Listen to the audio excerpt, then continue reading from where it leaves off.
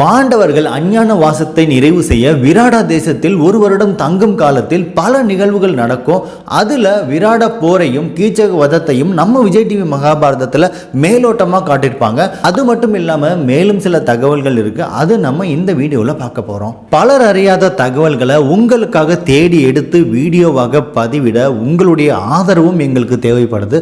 அதனால இன்னும் சேனலை சப்ஸ்கிரைப் பண்ணலனா சப்ஸ்கிரைப் பண்ணி ஆதரவு கொடுங்க. அது இன்னும் எங்களுக்கு ஒரு உற்சாகத்தை தரும். கீச்சகன் மிகச்சிறந்த சேனாதிபதியாக விளங்கியவன். விராட தேசத்தின் மீது படையெடுத்த பகைவர்களை வென்று விராட தேசத்திற்கு எண்ணற்ற வெற்றிகளை தேடி தந்தவன். அதே நேரத்தில் மத்ஸ்ய நாட்டு அரசனாகவும் விளங்கிய கீச்சகனுக்கு 105 சகோதரர்கள் இருந்தாங்க. இவரோட சேர்த்து 106 பேர். அதே நேரத்தில் ஒரு சகோதரி இருந்தாங்க, அவங்க தான் சுதேஷனா. அவங்களுக்கு தான் விராட நாட்டு அரசனுக்கு மனம் முடிக்கிறாங்க. அதுக்கப்புறம் தான் கீச்சகன் விராட நாட்டின் சேனாதிபதியா மாறுறாரு. கீச்சகன் அசுரன் பானாசுரனின் அம்சத்தில் ஜனித்தவன் சொல்றாங்க. அதனால் 1000 யானைகள் பலம் பெற்றவனாகவும் இருந்தான். இவனுடைய அதிகப்படியான பலம், போர் திறன், இதன் காரணமாக விராட தேசத்தை காக்கும் மிகச்சிறந்த சேனாதிபதியா இருந்தாரு. அதனால இவரோட அதிகாரத்தை அரசரே தட்டி கேட்க திறனற்றவனாக இருந்தார் தான் சொல்லணும். பாண்டவர்கள் விராட தேசத்தில் தங்கி இருக்கும் காலத்தில் அங்க ஒரு மல்யுத்த போட்டி நடக்குது.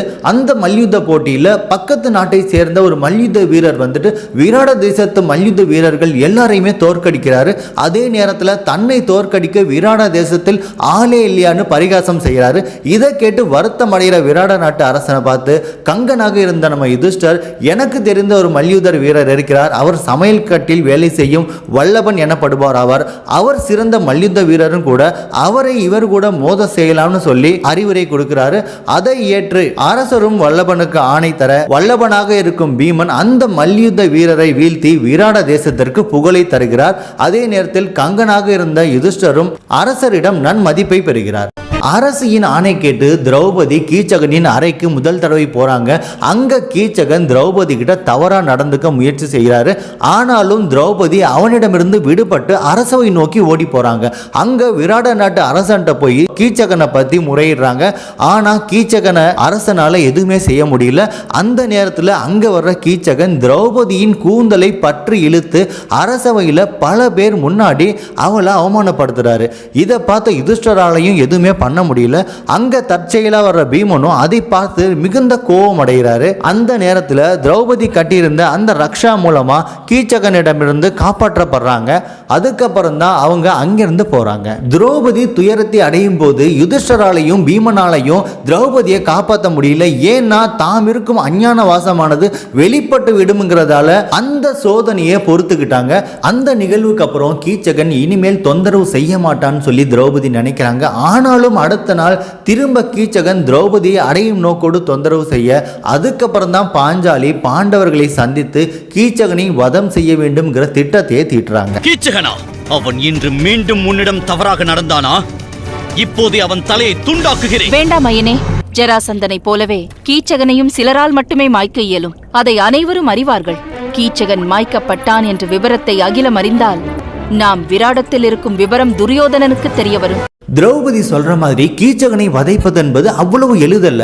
மகாபாரதத்துல 6 பேர் மட்டும்தான் கீச்சகனை வதைக்க முடியும்னு ஒரு குறிப்பு இருக்கு. பீஷ்மர், துரோணாச்சாரியர், கர்ணன், துரியோதனன், பலராமர், பீமன். இந்த தருணம் கீச்சகன் வதைக்கப்பட்டால் பீமனின் சுயரூபம் வெளிப்படும்ங்கிறதால திரௌபதியின் வேஷத்தில் சென்று கீச்சகனை பீமன் வதம் செய்வாரு. அதுக்கப்புறம் கீச்சகனின் உடலை அடையாளம் காண முடியாத அளவு சிதைத்து விடுவாரு. கீச்சகன் கொடூரமாக வதம் செய்யப்பட்டதை பார்த்த அரசனும் அரசியும் ரொம்பவே அதிர்ச்சி ஆயிடுவாங்க.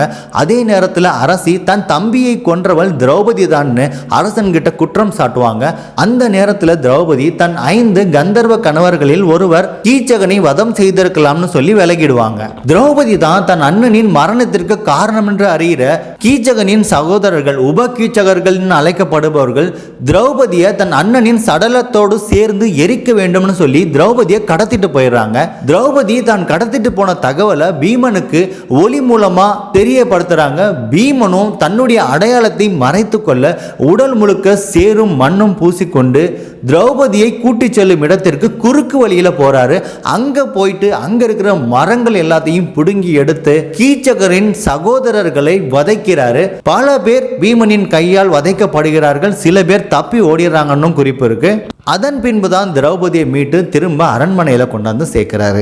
விராட தேசத்தின் மீது போர் தொடுத்து வரும் துரியோதனனின் இந்த நிகழ்வு தமிழில் மொழிபெயர்க்கப்பட்ட மகாபாரதத்தோட ஒப்பிடும்போது சற்று வித்தியாசமானதுன்னு தான் சொல்லுவேன். ஏன் அப்படி சொல்றேன்னா, துரியோதனன் பாண்டவர்களை தேடி பல நாடுகளுக்கும் ஒற்றர்களை அனுப்பியிருப்பாரு. அதுல விராட தேசத்தில் இருந்து வந்த ஒற்றன் விராட தேசம் பஞ்சத்தில் இருந்து பசுமையாக மாறியிருப்பதாகவும், அதே நேரத்தில் மிக பலம் பொருந்திய கீச்சகன் ஒரு பணிப்பெண்ணின் கந்தர்வ கணவரால் இறக்கப்பட்டான்கிற தகவலும் துரியோதனனுக்கு தெரிய வருது. அப்பதான் துரியோதனன் முடிவு பண்றாரு, பாண்டவர்கள் விராட தேசத்தில் தான் இருக்க வேண்டும். ஆனால் விராட தேசத்தின் மீது நேரடியாக போர் தொடுத்தால் பாண்டவர்கள் வெளிப்படுவார்கள் என்பது உறுதி இல்லாத தகவல். அதனால அங்கிருக்கும் பசுக்களை கவர்ந்து வந்தால் பசுக்களை மீட்டெடுக்க விராட தேசத்தில் இருந்து வீரர்கள் வருவார்கள். அப்போது அவர்களோடு யுத்தம் செய்தால் பசுக்களை மீட்டெடுக்க பாண்டவர்கள் கண்டிப்பாக வெளிப்படுவார்கள்னு துரியோதனன் திட்டம் திட்டாரு. அதனால அவனுக்கு கீழ் இருக்கும் திரிகர்த்த அரசன் சுசர்மன் அனுப்பி விராட தேசத்தின் பசுக்களை கவர சொல்றாரு. சுசர்மனும் பசுக்களை கவர்ந்து வர்றாரு. பசுக்களை மீட்டெடுக்க விராடராஜன் சுசர்மன் மேல படை தொடுக்கிறாரு. அந்த நேரத்துல சுசர்மன் விராடராஜனை கைது செய்து தேர்கட்டிலில் கட்டுறாரு. இதை பார்த்த யுதிஷ்டர் பீமன் அனுப்பி விராடராஜனை காப்பாற்ற சொல்றாரு. சுசர்மன் தோல்வி அடைந்ததை கேள்விப்பட்ட துரியோதனன் இப்போது தன்னுடைய வீரர்களை அனுப்பி பசுக்களை கவர்ந்து வர சொல்றாரு.